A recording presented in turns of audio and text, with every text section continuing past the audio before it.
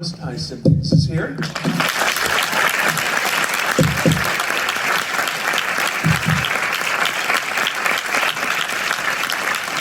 The screenwriter of The Whale is here, Sam Hunter.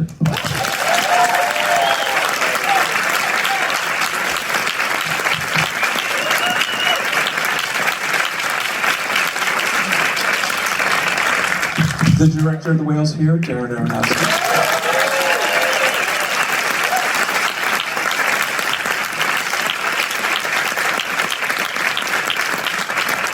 And the film's Charlie, Branden Fraser.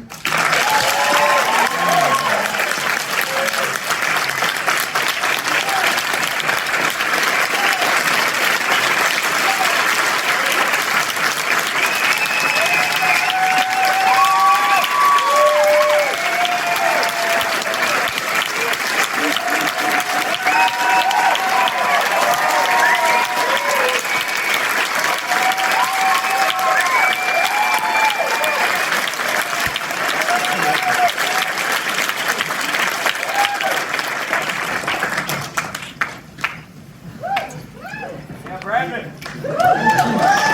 Yes. Congratulations, everyone, really.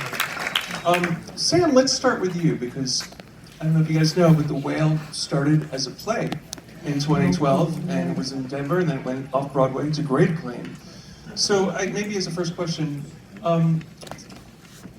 what is it about these feelings and the frictions in this material that you wanted to present in a live setting, theatrically? Yeah, thank you all for having me, by the way. So, I first started writing the play about 13 years ago, so I'll be as brief as I can with that 13-year scope. But I was teaching expository writing in New Jersey at the time to a bunch of very disaffected college freshmen, and like Charlie in the movie, at one point I kind of cracked, and I was like, please just write me something honest, don't make it good, just make it honest. And a student wrote a line which ended up in the play and the movie through countless drafts, which was, I think I need to accept that my life isn't going to be very exciting, which broke my heart. And so I was like, okay, I think I want to write a play about an expository writing teacher, which was kind of a weird starting point. And I had some false starts, and then I kind of realized that I needed to kind of take my own assignment and write something honest. And so I started to access some of the stuff that that I had been kind of pushing down for years about growing up gay in Idaho and the town where Charlie lives, and attending a fundamentalist Christian school similar to the one that Thomas attends, where I was eventually outed, and then spent years spiraling into depression and self-medicating with food. So I kind of took all that and used this kind of as an act of autofiction. And that's where the play came from. Now, Darren, you were one of those first viewers in the audience at the run in off-Broadway. What was that experience like for you? And what was it about this material that said, oh, this is for me?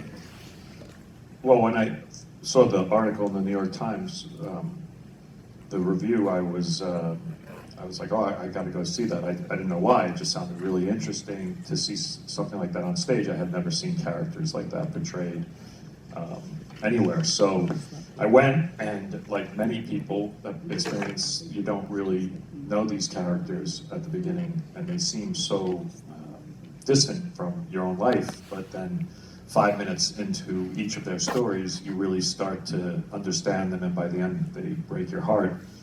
So for me, that's like the greatest gift that cinema can do for audiences, is have you connect with people that on the surface you don't understand. So that for me was the potential of that as a challenge was exciting, and then the challenge of being restrained with such a small, intimate story was interesting too. One of the many things I love about your films, and you know this, is the way you always seem to accommodate a sense of risk, and also performative risk. And I think about performances like Mickey Rourke in The Wrestler, and Natalie Portman and Black Swan.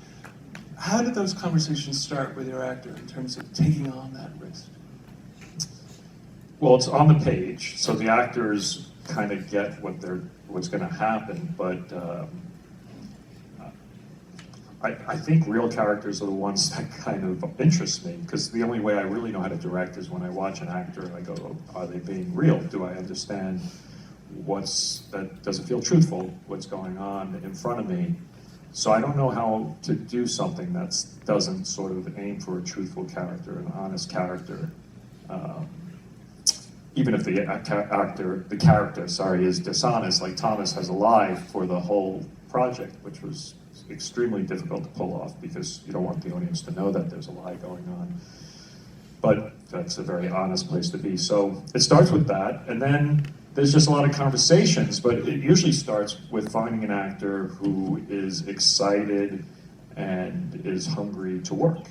I think a lot of actors, when we all went off to acting school, we all wanted to cry and scream and fight and lose our shit. But, then the RVs show up and the massages show up and everything gets really soft. And you kind of forget that you want to do the work, but then many actors never forget that and they want to keep showing what they can do. So you're looking for actors that really want to work, that want to do what they do, which is to express emotion.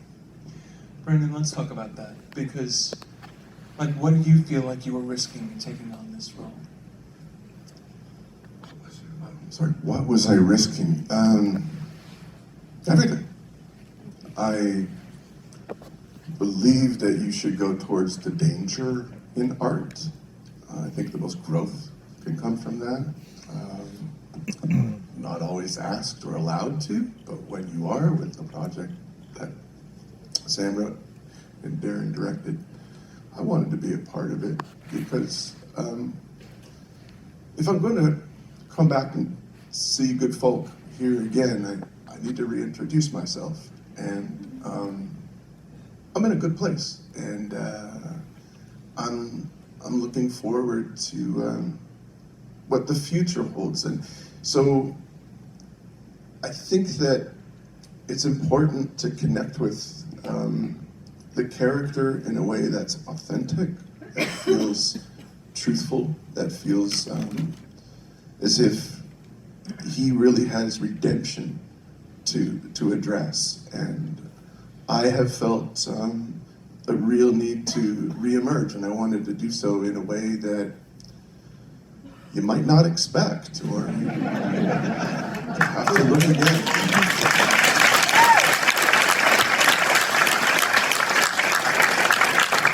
This is a room of many actors. I think every performance is kind of about getting past the external and going to something deeper. This film obviously is a special circumstance with this material. So how did you guys have that conversation? I'm thinking specifically you and Darren, about maintaining that emotional core through all the prosthetics.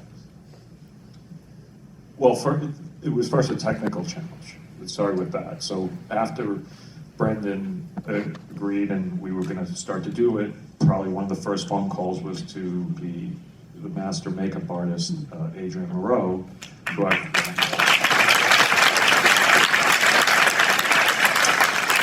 I've worked on since The Fountain. He's an incredible artist from Montreal. And I just said, is this possible? Because I did not want to fall into the trap of the cliche makeup that usually characters that are similar to Charlie on the surface are often portrayed as jokes or punchlines, and their makeup is usually kind of done that way. And so we, once again, wanted to be truthful, and so I didn't understand what the technology was and how we could pull it off. The next kind of restraint I stuck on Adrian was, like, I did not want any piece of makeup on his face. So the whole thing had to be designed to kind of come up the side of his face so that every wrinkle, sorry, so not many, but I've earned them. Every wrinkle and every crease and every part of his instrument, the face, could fully express itself. So that's all Branden. There's nothing, there's no digital effects, that's all the performance. So Adrian was excited and thought it was possible. And then it was about a lot of training, I think we did beforehand, with movement and with even carrying around wave vests, because we knew that physically it was going to be a marathon. because there's 4 hours of makeup in, 1 hour out, so he was working 5 hours extra every day than anyone. And so I just wanted him to be able to be prepared for that. So we brought on this woman, Beth Lewis, who was a movement coach, because, you know, she pointed out to both of us that people that carry around extra weight and live with that are, every time they stand up, they're lifting 600 pounds. Like deadlifting. Yeah.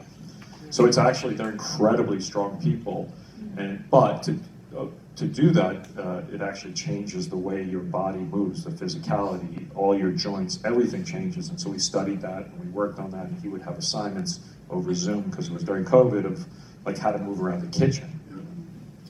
Is there a special responsibility when you take on a part like this? Absolutely. To portray the character with dignity. We had excellent input from the Obesity Action Coalition, the OAC, who are an online support and resource group of tens and tens of thousands of members. And Dr. Rachel Woolman gave us initially notes on everything from the title to the story to the makeup to even aspects of how we would approach performance. And it was, of course, important to hear the concerns and address them seriously, and then also to make them our partner, make them feel comfortable knowing that we're here to take care of this character. And I was able to speak to a number of people who gave me their story, their testimonial of what life for them has been like, living in a body that's as heavy as theirs is. And of course, you learn not just about what foods they eat or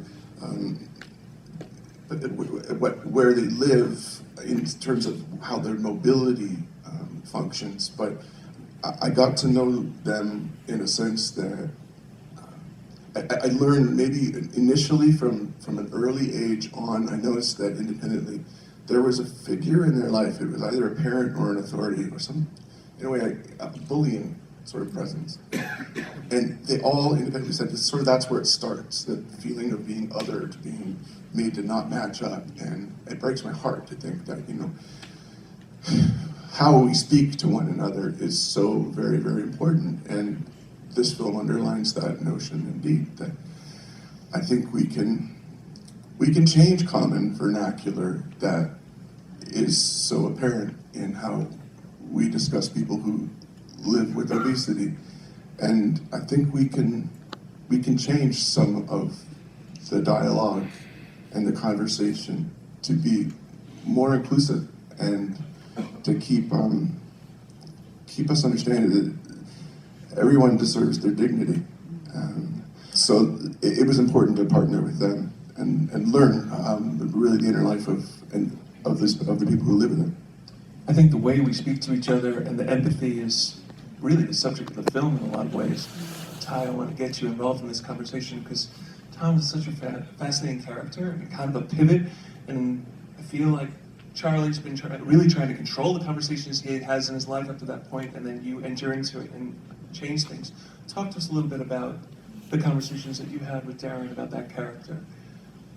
Yeah, I mean, a lot of it was just kind of mostly about the secret, you know, about how Thomas, how to play kind of keeping a secret from the audience and from your fellow scene members, while also, you know, playing that you have, you know, in your own mind that you have a secret, but also trying to kind of hide that from everyone else. It's a very confusing thing even to just explain, but Darren and I had plenty of conversations about it and kind of just talked it through day by day, and even I got to sit down with Sam too every day to talk about the character and to talk about how to really find the truth in him, and I think we got there. We did a good job at it. Definitely. And they're not here, but I really would like, if there are any comments about working, Sadie Singh and Hong Chow. Both so excited.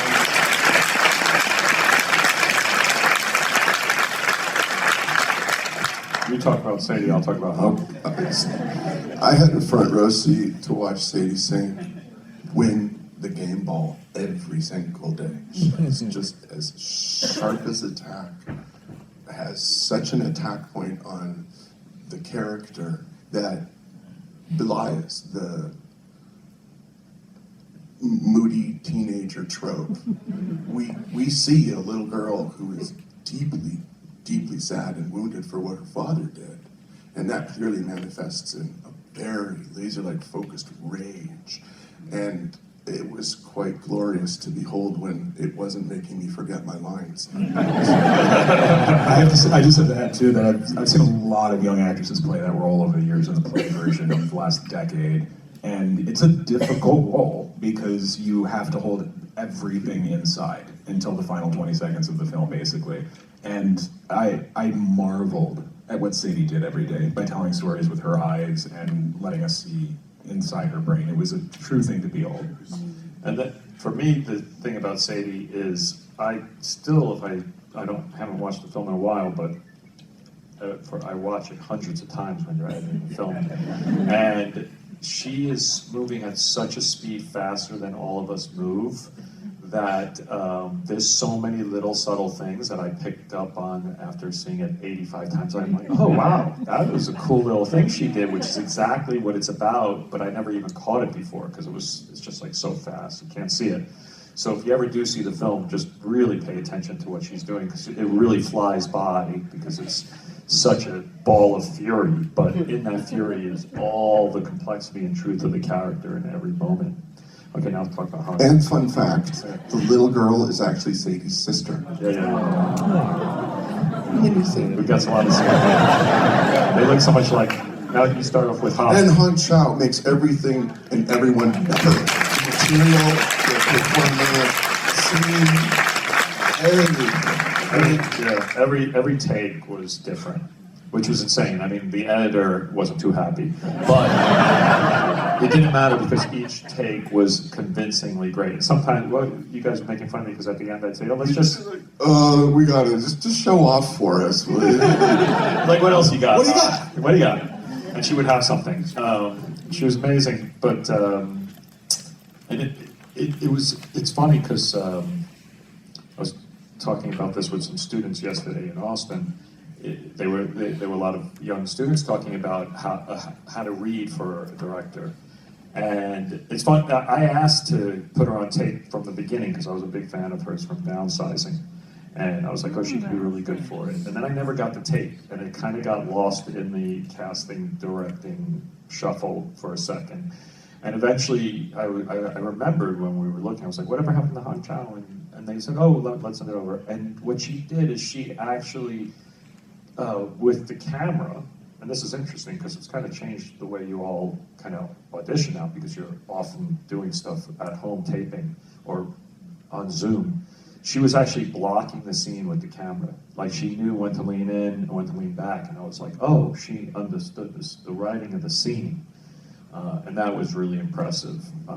So I imagine she'll end up directing, I think, because she should. I don't think she has any interest, but she really understands that, like, that layer of the filmmaking process. I know we have time for a question or two. Great. Please raise your hand high. I see you right there in the middle. Yeah. Hi, I'm Nina. It was interesting to me because I've done theater. The imagery was almost like buzzards circling around him the entire time, and it was just so much anger and angst. And I'm just wondering if it's a reflection of his pain, so what was really going on there? That's interesting. And look, one of the biggest breakthroughs from my brilliant production designers was to put the couch in the center of the room. And if you think about it, how many people actually have been in an apartment where a couch is in the center of the room? It's generally against the wall. But they were good enough to make it feel naturalistic. And you don't really question it. And that just allowed me and the actors to have a lot more blocking options.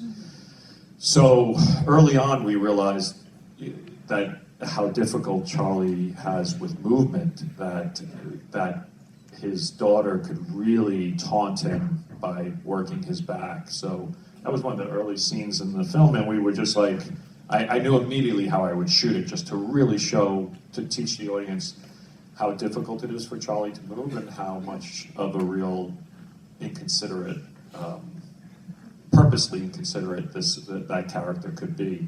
But it was just fun to have those blocking options because it's ultimately, it's 5 actors in a room. How do you keep it interesting?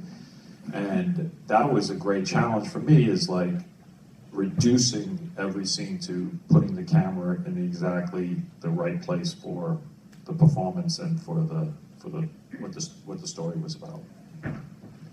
I would say vultures more than buzzards. I have a question about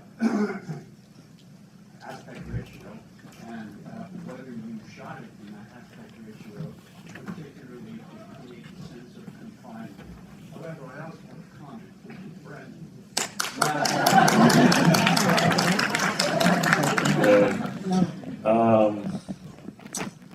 Yeah, the aspect ratio, once again, we were in an apartment, and the books on either side of his head are interesting, but not that interesting.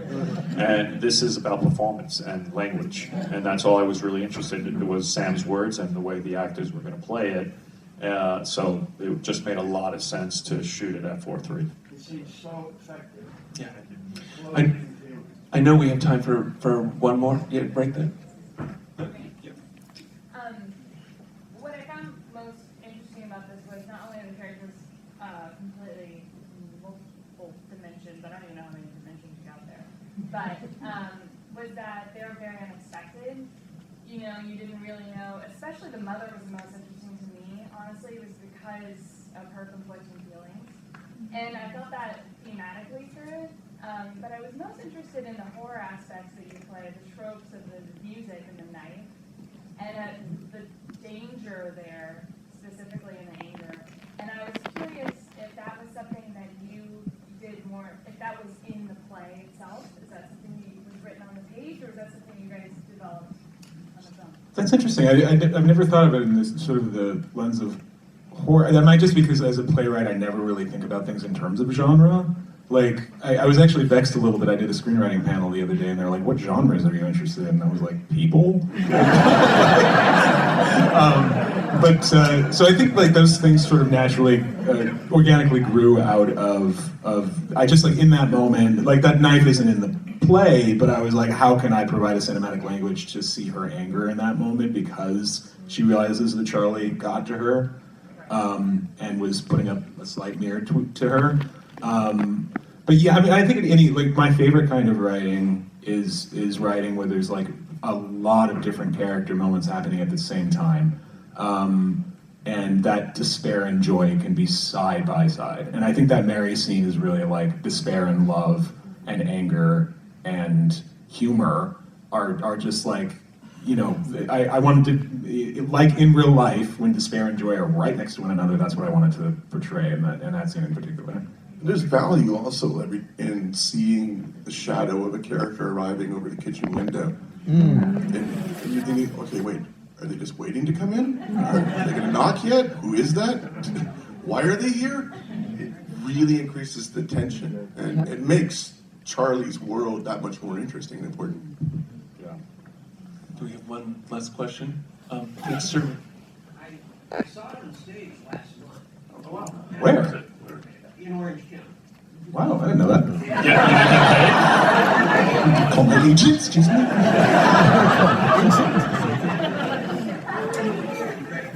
told me it was going to be a movie. And I said, how are you? Obviously, it's great. It's more intense as a film than it was on stage. And I'm curious about the collaboration between the director and the writer. How you ended up really enhancing it so much better than it was as a stage. To get that question from your baseball cap really makes no sense to me. His cap says fuck every day.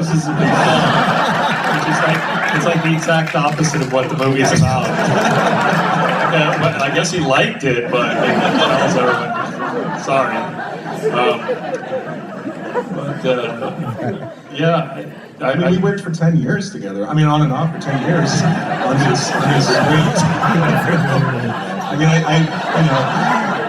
I also like, in the interim, in that 10 years, I wrote like 13 or 14 full-length plays, so I think I like got to know myself as a writer much better and could just like improve upon it. But I learned a ton from Darren. I mean, like you taught me, I bought Final Draft to write this movie.